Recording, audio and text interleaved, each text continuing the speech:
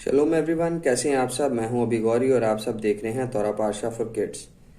اس ہفتے کا جو ہمارے پارشا ہے اس کا نام ہے برشیت، اور آج ہم برشیت میں سے انسان کی نافرمانی پر بات کرنے والے ہیں۔ دوستو، جیسا کہ آپ سب جانتے ہیں کہ خدا نے آدم کو مٹی سے بنایا اور اس کے نتنوں میں زندگی کا دم پھونکا تو وہ جیتی جان ہوا۔ مٹی کو عبرانی میں ادامہ کہا جاتا ہے، اس لیے خداوند نے انسان کو آدم کہہ کے پکارا، جس کا مطلب ہے مٹی سے بنا ہوا یا جسے مٹی سے لیا جائے۔ خدا نے آدم کو ایک باغ میں رکھا جس باغ کا نام تھا عدن، اور باغ عدن کو 5 دریا سے راب کرتے تھے۔ اس باغ میں ہر طرح کا پھل، ہر طرح کا پھولدار پودا، ہر طرح کا خوشنما درخت موجود تھا، اور اس میں تمام جاندار آپس میں مل جل کر رہتے تھے۔ آدم نے تمام جانوروں کے نام رکھے، اور آدم کو اپنی مانند کوئی نہ ملا۔ خداوند نے آدم پر گہری نیند بھیجی اور اس کے جسم سے ایک حصہ نکال کر اسے آدم کی مانند آدم کے لیے ایک مددگار بنا دیا۔ آدم جب نیند سے جاگا اور آدم نے جب اس عورت کو دیکھا جس کو اس کے بدن میں سے ایک حصہ لے کر خداوند نے بنایا تھا، تو آدم نے اس کا نام خوا رکھا۔ خوا عبرانی زبان کا لفظ ہے، اس کا مطلب ہے تمام زندوں کی ماں۔ خدا آدم سے بہت پیار کرتا تھا، اور آدم بھی خدا سے بہت پیار کرتا تھا، اور خداوند نے آدم اور حوا کو باغ عدن میں رکھا، اور باغ عدن میں انہیں کسی چیز کی ضرورت نہیں پڑتی تھی، بلکہ سب کچھ انہیں خدا کی طرف سے مہیا کیا جاتا تھا۔ یہ بہت بڑا باغ تھا جو کہ پھولدار پودوں، پھلدار درختوں اور ہر طرح کے نباتات سے بھرا پڑا تھا۔ خدا نے انہیں کہا کہ تم سب درختوں کا پھل کھا سکتے ہو، لیکن نیک و بد کی پہچان کے درخت کا پھل تم کبھی نہ کھانا، کیونکہ جس روز تو نے اس پھل کو کھایا تو مرا۔ یہ درخت باغ کے درمیان میں واقع تھا، اور خداوند پاک خدا نے باغ میں حیات یعنی زندگی کا بھی درخت لگایا، اور خداوند پاک خدا چاہتے تھے کہ آدم اور حوا زندگی کا پھل کھائیں اور ہمیشہ جیتے رہیں اور کبھی نہ مرے۔ اور خداوند نے انہیں خبردار کیا اور کہا، نیک و بد کی پہچان کے درخت سے کبھی نہ کھانا، ورنہ تم مر جاؤ گے۔ باغ میں سب جانور آپس میں مل کر پیار و محبت سے رہتے تھے، اور سام کو دشتی جانور میں سب سے چلاک تھا۔ اس نے عورت سے کہا، کیا واقعی خدا نے تم کو باغ کے کسی بھی درخت کا پھل کھانے سے منع کیا ہے؟ عورت نے سام سے کہا کہ باغ کے درختوں کا پھل تو ہم کھاتے ہیں، پر جو درخت باغ کے بیچ میں ہے اس کے پھل کی بابت خدا نے کہا ہے کہ تم نہ تو اسے کھانا اور نہ چھونا، ورنہ مر جاؤ گے۔ تب سانپ نے ہوا سے کہا، تم ہرگز نہ مرو گے، بلکہ تمہاری آنکھیں کھل جائیں گی اور تم خدا کی مانند ہو جاؤ گے، اور تم خدا کی مانند نیک و بد کی پہچان کرنے والے بن جاؤ گے۔ ہوا نے جو دیکھا تو اس نے اس درخت میں سے لیا اور کھایا، کیونکہ ہوا کو وہ درخت کھانے کے لیے اچھا اور آنکھوں کو خوشنما لگا۔ اور نہ صرف ہوا نے خود کھایا، بلکہ اس نے آدم کو بھی کچھ دیا، اور آدم نے بھی اسے کھایا، اور بالکل سانپ کے کہے مطابق ہوا کہ ان کی آنکھیں کھل گئیں، اور ان کی آنکھیں جیسے ہی کھلیں ان کو یہ احساس ہوا کہ ہم ننگے ہیں۔ ان کی آنکھیں تو کھلیں مگر وہ خدا کی مانند نہ ہوئے، اور جب انہوں نے دیکھا کہ ہم ننگے ہیں تو انہوں نے درختوں کے پتوں سے اپنے کپڑے بنانے کی کوشش کی۔ شام کے وقت آدم اور حوا نے خدا کی آواز سنی جو کہ ٹھنڈے وقت ان سے ملنے آیا کرتا تھا، اور خداوند نے کہا، آدم تو کہاں ہے؟ آدم نے کہا، میں آپ سے ڈرا کیونکہ میں ننگا ہوں، اس لیے میں چھپ گیا۔ خدا جانتا تھا کہ آدم نے نیک و بد کے پہچان کی درخت کا پھل کھا لیا ہے۔ جب آدم سے پوچھا تو اس نے کہا، مجھے تو ہوا نے کھلایا، اور جب ہوا سے پوچھا تو وہ کہتی ہے کہ مجھے سانپ نے کھلایا۔ یوں وہ ایک دوسرے کے اوپر الزام لگاتے ہوئے ایک دوسرے کو اس گناہ کا ذمہ دار ٹھہرانے لگ گئے۔ خدا نے سام کو کہا، اس لیے تو نے یہ کیا، تو تمام جانوروں میں لعنتی ہوا، تو اپنے پیٹ کے بل چلے گا اور ساری زندگی خاک چاٹے گا۔ تیری اور عورت کی نسل کے درمیان میں عداوت ڈالوں گا اور وہ تیرے سر کو کچلے گا اور تو اس کی ایڑی پر کاٹے گا۔ پھر خدا نے عورت سے کہا کہ میں تیرے درد حمل کو بہت بڑھا دوں گا، تو درد سے بچے پیدا کرے گی۔ اور پھر آدم سے کہا، کیونکہ تو نے کھایا، تو اپنے کھانے کے لیے اب سخت محنت کرے گا اور تو مرے گا اور مٹی میں واپس مل جائے گا۔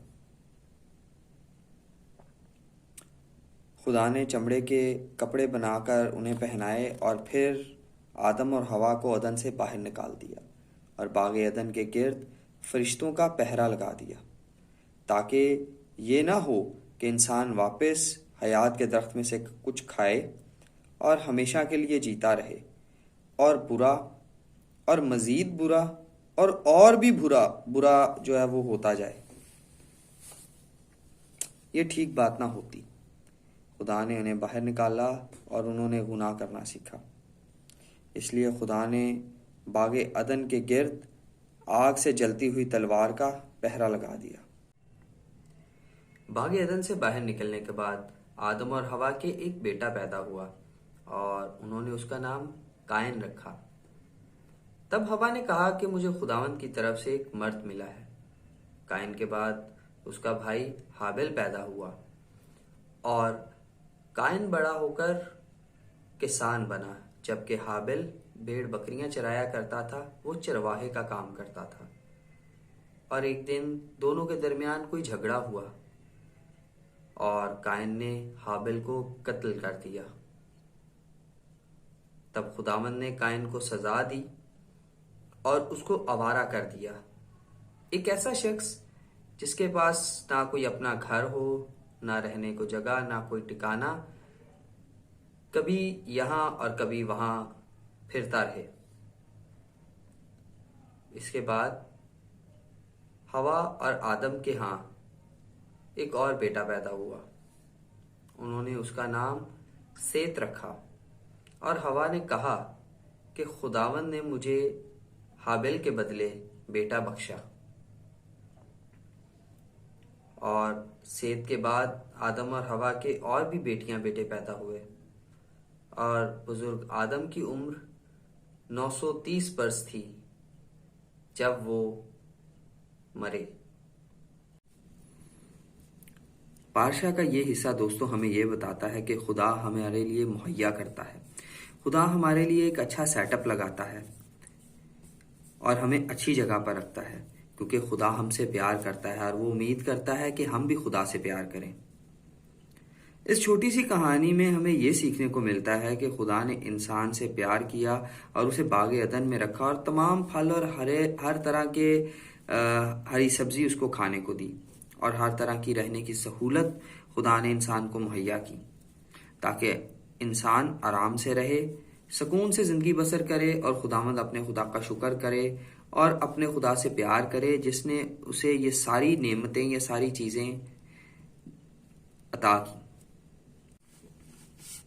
ہمیں بھی یہ چاہیے کہ ہم اپنی تمام چیزوں کے لیے خداوند اپنے خدا کا شکر کریں، اپنے ماں باپ کے لیے، اپنے گھر کے لیے جو ہمیں رہنے کے لیے خداوند نے مہیا کیا، اپنی زندگی کے لیے، اپنے کھانے کے لیے، اپنے اچھے کپڑوں کے لیے ہم خدا کا شکر کریں۔ دوسری بات ہمیں یہ سیکھنے کو اس کہانی سے ملتی ہے، جو کہ قابل غور بھی ہے، وہ یہ ہے کہ ہمیں جس بات سے منع کیا جاتا ہے اسے نہیں کرنا۔ خدا کا پاک کلام ہمیں یہ بتاتا ہے کہ تو چوری نہ کرنا، تو جھوٹ نہ بولنا، تو لالچ نہ کرنا۔ وہ ہمیں روکتا ہے تاکہ ہم گناہ نہ کریں۔ آدم اور حوا کو بھی خدا نے منع کیا کہ تو اس درخت کا پھل نہ کھانا، اور انہوں نے کھایا، اور خداوند پاک خدا کو انہوں نے ناراض کیا۔ اور غلطی کرنے کے بعد ایک اچھی بات یہ ہوتی ہے کہ ہم اپنی غلطی کو مان لیں، نہ کہ ہم اپنی غلطی کو ڈیفینڈ کرتے جائیں اور اس کا ذمہ دار کسی اور کو ٹھہراتے جائیں۔ معافی مانگیں، نہ کہ بزرگ آدم اور بزرگہ حوا کی طرح اپنے آپ کو بچانے کے لیے دوسرے کو اپنی غلطی کا ذمہ دار ٹھہراتے جائیں، اور یہ خداوند کو پسند نہیں۔ تیسری اور آخری بات ہمیں اس کہانی سے یہ سیکھنے کو ملتی ہے کہ جتنی بات ہو اس کو اسی طرح بتانا چاہیے۔ جب آپ بات کو ایگزیجریٹ کرتے ہیں، بات کو بڑھا چڑھا کے بتاتے ہیں، تو اس میں آپ سے غلطی ہونے کے امکانات بڑھ جاتے ہیں، جیسے کہ ہوا سے ہوئی۔ جب سانپ نے ہوا کو کہا کہ کیا خدا نے تمہیں پورے باغ کے پھل کھانے سے منع کیا ہے، باغ کے درختوں کے؟ تو ہوا نے آگے سے اس کو کہا کہ نہیں، پھل ہم کھاتے ہیں، لیکن جو بیچ میں درخت ہے، درمیان میں ہے جو باغ کے، اس کو نہ صرف کھانے سے منع بلکہ چھونے سے بھی منع کیا گیا۔ یہ ہوا کی ایگزیجریشن تھی، خداوند نے صرف کھانے سے منع کیا تھا، لیکن ہوا نے اس کو ایگزیجریٹ کر کے بات کو بڑھا چڑھا کر سانپ کو بتایا۔ اور جب ہم اس طرح بات کو بڑھا چڑھا کر بتاتے ہیں تو کئی دفعہ ہم سے غلطی سے گناہ ہو جاتا ہے۔ تو دوستو، ہمیں چاہیے کہ ہم خداوند اپنے خدا کا شکر کریں، اسے پیار کریں، اسے محبت کریں، کیونکہ وہ ہمیں بہت پیار کرتا ہے۔ وہ کسی کی ہلاکت نہیں چاہتا۔ انہوں نے حیات کا درخت عدن میں اس لیے لگایا تاکہ آدم اور حوا جو ہیں وہ اس میں سے لیں اور کھائیں اور سدا جیتے رہیں۔ خداوند آج بھی چاہتا ہے کہ کوئی بھی شخص جو ہے وہ ہلاک نہ ہو، اور وہ آج بھی آپ کو بچانا چاہتا ہے۔ تو ہمیں کوشش یہ کرنی ہے کہ ہم خدا کے حکموں پہ عمل کریں، ہم جھوٹ نہ بولیں، اور جن باتوں سے منع کیا گیا ہے، جن حکموں پہ عمل کرنے کا کہا گیا ہے، خدا کی بات مانیں اور ایک اچھے انسان بنیں۔ امید کرتا ہوں کہ آج ہم نے جتنی باتیں ڈسکس کی وہ آپ کو پسند آئی ہوں گی اور آپ کوشش کر کے ان پر عمل کریں گے۔ اب مجھے دیں اجازت، زندگی رہی تو پھر ملاقات ہوگی۔ Shalom every one.